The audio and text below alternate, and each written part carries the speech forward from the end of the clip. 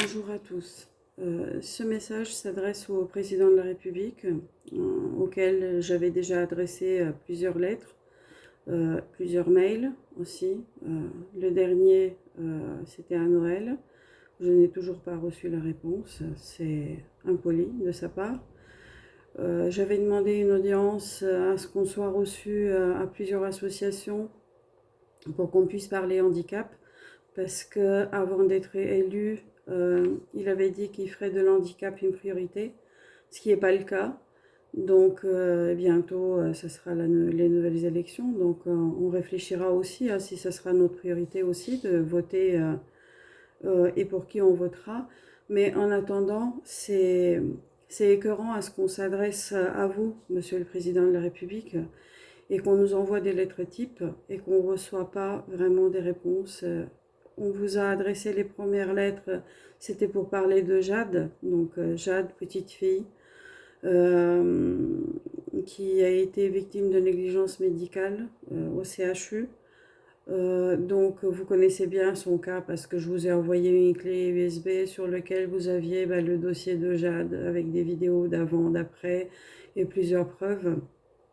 On vous a demandé d'intervenir dans le cas de Jade. Vous nous avez dit que la Constitution vous le permettait pas. Donc ça, on peut comprendre. Nous ne sommes pas suffisamment criminels peut-être pour que vous interveniez pour nous. Donc les coupables courent toujours, bien évidemment. Eux, ils continuent leur vie. Ils écrivent des livres, ils font des conférences. Ils ont failli à leur devoir, mais ils sont respectés. Nous, nous sommes devenus handicapés. Je dis nous parce que ma fille est devenue handicapée suite à cette négligence médicale. Et moi, je l'étais bien avant, en ayant une fibromyalgie. Et une fois que c'était arrivé à ma fille, donc cette catastrophe, cette chose qui nous a explosé en pleine figure, qui nous a terrassés pour toujours, et que ça fait 5 ans qu'on se bat justement pour aider Jade à se relever.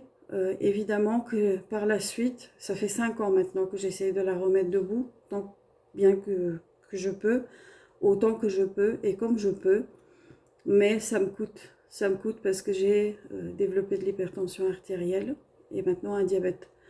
Donc oui, toutes ces choses-là, on les cumule et on devient à son tour handicapé.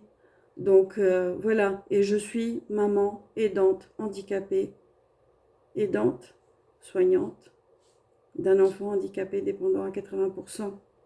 Oui, Jade, elle a une paralysie cérébrale et une cécité corticale. Ce sont des séquelles dues à cette négligence médicale. Nous avons fait 2 expertises et le rapporteur public avait donné gain de cause à Jade. Mais malheureusement, le juge il a décidé qu'on allait retourner à la case départ et refaire une autre expertise. Nous la ferons, bien évidemment, parce qu'il faut la faire. Il faut aller de l'avant. Mais aujourd'hui, Jade, elle a besoin de soins. Donc aujourd'hui, j'ai envie de parler au nom de beaucoup de personnes handicapées, surtout les enfants, parce que les adultes, des fois, ils arrivent à mieux s'en sortir. Les centres sont adaptés et l'adulte peut s'exprimer. Les enfants ne peuvent pas s'exprimer, ce sont les mamans qui se battent pour les enfants, pour prouver sans cesse qu'ils ont besoin de matériel, qu'ils ont tel ou tel besoin. Et c'est toujours à la preuve. Et tant qu'on a réussi à prouver, le temps a passé, les années passent, les mois. Et qu'est-ce qu'on fait? On sacrifie les enfants. Vous participez à ça, Monsieur le Président de la République. Vous sacrifiez ces enfants handicapés. Vous leur donnez aucune chance de s'en sortir parce que nous n'avons pas de structure pour accueillir les enfants handicapés. Nous devons partir à l'étranger. Nous partons en Slovaquie, en Espagne, en Pologne, dans tous ces centres qui coûtent horriblement cher. 2 semaines en Slovaquie, 8 000 euros. 3 semaines en Slovaquie, 10 000 euros. Faites le tour de la Pologne, faites le tour de l'Espagne. Regardez les chiffres. Si vous êtes incapable de nous offrir des soins en France, remboursez-nous ce que nous avançons à l'étranger, là où les enfants ont des soins adaptés et qu'ils arrivent à évoluer, ils arrivent à récupérer. La France, elle n'a pas envie de s'investir dans l'handicap. Vous n'avez pas envie de vous investir, Monsieur le Président de la République, dans l'handicap. Je le vois. Vous nous parlez que écologie. Vous êtes toujours avec l'Europe et pour l'écologie. Mais l'handicap, elle est où votre priorité? Jamais vous m'avez répondu concrètement. Je vous ai demandé une audience. Je suis venue à l'Élysée cet été. pour vous demander d'être reçu. Vous étiez en vacances, bien évidemment, il faut bien se reposer, je le comprends. J'aurai aussi besoin de me reposer. Un jour, je vais tomber, et vous m'aurez sur la conscience, et je ne suis pas la seule. Vous aurez beaucoup de mamans, et vous en avez beaucoup sur la conscience, je peux vous dire. Parce que beaucoup de toutes ces mamans qui sont épuisées et qui tombent et qui elles meurent en venant en aide à leur enfant, vous y participez. Vous, votre gouvernement, tous les ministres, le ministre de l'Handicap, le ministre de la Santé, vous êtes tous coupables. Vous mettez des éoliens, des éoliennes partout. Vous rasez des forêts pour installer, pour parler écologie, pour sauver la planète. Oui, d'accord. Mais sauvez aussi des personnes, des gens, des enfants. Vous avez dit oui, dans la dernière lettre que j'avais reçue l'année dernière au mois de mars, vous m'avez dit on fera tout pour l'handicap et qu'on fait tout pour que les gens ne partent plus à l'étranger. Oui, vous parlez d'une seule tranche d'handicap, mais vous croyez qu'il n'existe qu'un seul handicap en France? Il y a une multitude d'handicaps. Chaque handicap a ses besoins. Chaque handicap a ses soins spécifiques que nous n'avons pas. Et là où on s'adresse, des fois on nous refuse parce que, vous comprenez, on n'a pas les moyens. Donnez donc les moyens à ceux qui ont la capacité et qui ont envie de s'investir. Ouvrez un peu votre esprit et essayez de regarder à l'étranger. Qu'est-ce qu'ils font ces gens à l'étranger? Pourquoi ils sont meilleurs que nous? Pourquoi toute l'Europe va en Slovaquie? Pourquoi ces gens-là, ils vont aller payer des 10 000 € là-bas?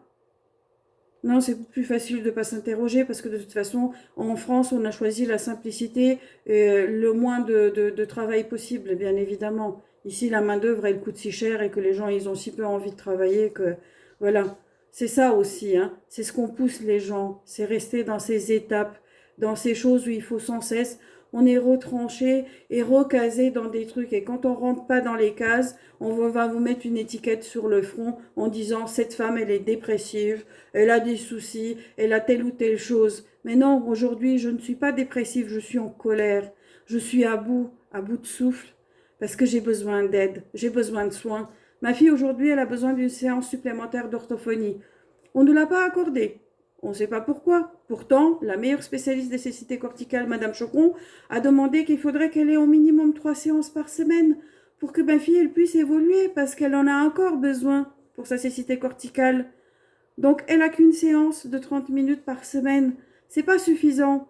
L'orthophoniste, elle était volontaire et voulait rajouter une séance supplémentaire. Mais le CESAD a refusé. Donc, j'attends toujours. C'est pareil pour la kiné. On a demandé une séance supplémentaire, rien qu'une séance supplémentaire par semaine de kiné. Parce que Jade, elles sont ready au niveau des jambes et qu'elle a besoin de faire des étirements, qu'elle a besoin de faire de l'exercice. On l'a demandé depuis le début de l'année. On l'a toujours pas eu. On a toujours 30 à 40 minutes de kiné par semaine. Qu'est-ce qu'on peut faire avec ça? Vous vous rendez compte, si vous avez les douleurs d'un enfant qui reste toujours dans un fauteuil, vous pouvez vous contenter de ça? On n'a plus de psychomotricité depuis septembre. On ne sait pas quand on aura parce qu'ils ne peuvent pas remplacer. Donc les personnes sont en arrêt maladie. Donc on fait quoi? On est dépendant de toutes ces structures auxquelles on apporte et qui ont de l'aide et qui sont payées par la sécurité sociale et ainsi de suite, et qui touchent un ticket journalier et que tout le monde est payé et nous on n'a pas de soins. J'ai appelé l'ARS ce matin, il n'y a personne. Évidemment, ils sont toujours occupés. À qui je vais m'adresser? Au bon Dieu? Mais non, monsieur, hein, c'est vous le président de la République, c'est vous, c'est lui qui avait dit « Je ferai de l'handicap une priorité ». Faites et essayez de nous comprendre et nous recevoir. Vous avez parlé aux étudiants? Parlez aussi aux petites associations qui viennent envers vous, qu'elles essaient de trouver et de proposer des solutions de ce qu'elles ont vu ailleurs, de ce qu'elles ont vu à l'étranger. C'est pas le luxe et c'est pas grand-chose aussi pour vous, hein, de faire ce sacrifice. Vous jetez peut-être des milliards dans certaines choses qui fonctionneront jamais pour ce pays. Jetez quelques milliards aussi pour soigner les personnes handicapées et leur donner une chance. C'est tout ce que nous demandons. Voilà, je ne vous ai pas demandé de me donner des millions, monsieur, hein. Je suis venue envers vous et je vous ai demandé aussi en tant qu'association, je vous avais fait une lettre dans laquelle je souhaitais à ce que vous participiez pour notre petite association, à vous, à votre femme. On n'a jamais eu de nouvelles. C'était pour les fêtes. Donc vous faites jamais un geste pour les plus démunis et les malheureux. Évidemment, nous sommes bien trop bas. Hein. On a l'impression qu'on vit dans un pays avec des castes. On est ceux de plus bas. Mais pas les plus bêtes, monsieur. Hein. Mais il faut nous comprendre, il faut nous regarder en face, il faut nous recevoir. Voilà, j'espère que cette fois-ci, je serai entendue. J'espère que cette fois-ci, vous accepterez à ce qu'on puisse parler ouvertement. Nous sommes nombreux.